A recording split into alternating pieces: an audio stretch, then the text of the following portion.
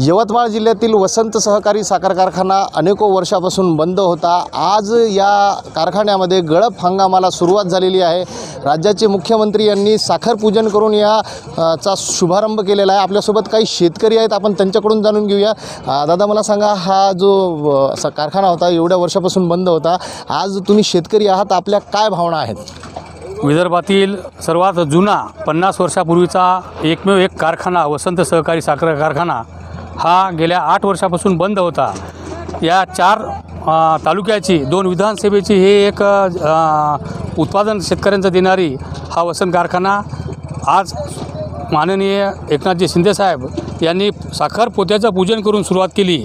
खरोखरच हेमंत पाटील यांचं करावं तेवढं कौतुक कमी आहे, कारण येथील यवतमाळ जिल्ह्यात सर्वात जास्त आत्महत्याग्रस्त शेतकरी जिल्हा म्हणून ओळखला जातो।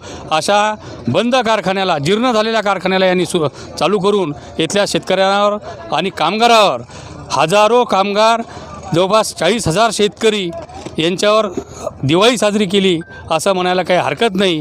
त्यामुळं मी जनआंदोलन आधार संघर्ष समितीच्या वतीनं हेमंत पाटील यांचं कौतुक करून इथं शासनाचे आभार मानतो।